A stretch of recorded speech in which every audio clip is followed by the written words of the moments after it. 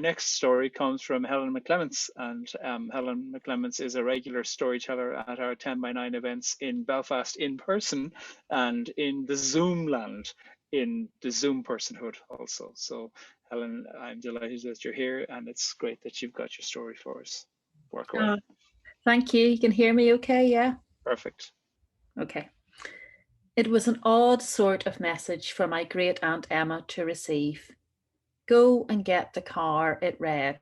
It's a good car, and take care of Isabel. Signed, your loving mother. It was odder still because this was the 1970s and my aunt's mother had been dead for 20 years.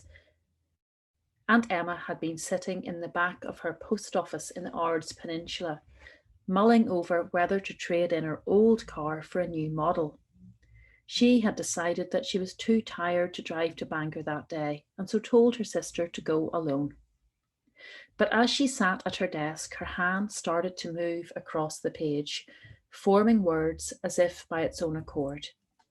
This was very clearly a message from beyond the grave. Aunt Emma had always been a diligent daughter, and she acted fast.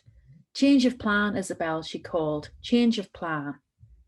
So on that cold afternoon, she and Isabel drove to Bangor and did their messages early before going in to trade their old car for the new one at the garage at 4 o'clock. Isabel was none too pleased, having to rush her shopping, for she loved nothing more than a good browse around the shops, especially the Co-op department store near the seafront. They felt the tremors and heard the blast of the explosion an hour later, when they were taking tea with my Nana and Grandad in their house on the Donaghadee Road in Bangor. The IRA had bombed the Co-op in the seafront. The very Co-op where my Aunt Isabel would have been idly flicking through the rails had Emma not felt compelled to go car shopping that very afternoon. Until the day she died, Emma always believed that her mother had saved Isabel's life through the message that she had received via the medium of automatic writing. My great-grandfather liked to be of help too. Aunt Emma was greatly distressed one day as she had mislaid some important documents, dockets which had the same equivalent value of money. She had upended the post office and was steeling herself to contact her superiors and admit that these were lost. As she sat beside the phone, nervously tapping her pen, she felt another compulsion to write, and a missive from her father came through, directing her to the drawer where the documents were safely stored. This could sound as though my aunt had guardian angels, but alas, some of the psychic forces in her life were not a source of comfort. Sometimes it felt as though malevolent forces were at work to torment her. She would have puzzling dreams or a sense of déjà vu and would spend days trying to solve the riddle when the phone would suddenly ring with bad tidings and she would connect the dots. One such instance occurred when she woke from a terrible dream in which her mother and father, long dead, were gathered, along with one of her brothers and his wife. Everybody was grief-stricken, but nobody could tell her what had happened. Aunt Emma struggled to know what to make of it, but in her gut she knew that something was very wrong. Days later, she received a phone call in the middle of the night. Her youngest brother's baby girl had died after a cold became a chest infection, which then became pneumonia. My aunt would always be racked with guilt after this. With a sickening realization, she remembered that her brother in the dream and his wife had lost a baby too. What could she have done to alert them and potentially have saved the life of the child? This was the sort of hocus pocus that was not desirable in God-fearing Protestants of the time.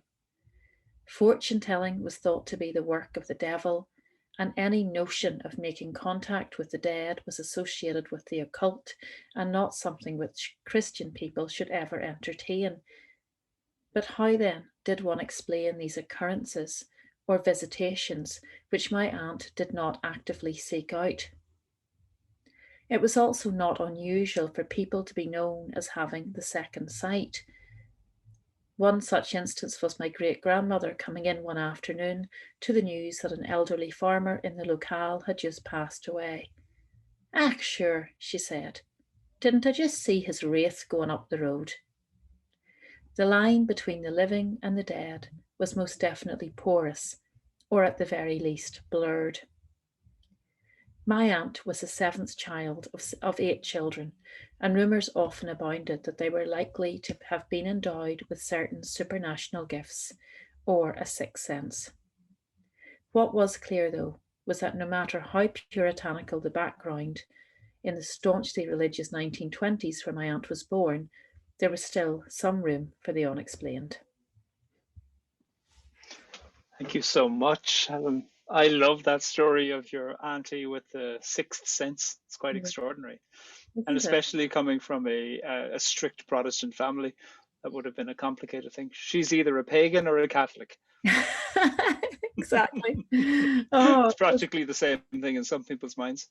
oh, it would have been, yeah. And funny Yeah. enough, she and my aunt Isabel, they never ever went to church. They would have claimed that they were Christian. They would have assumed they were Christian, but once they moved away, they just never went to church again. Um, so it's really interesting, just how Yeah. it worked. And I didn't hear about any of this until I was much older. It was not spoken about, these psychic powers of Auntie Emma. Mm.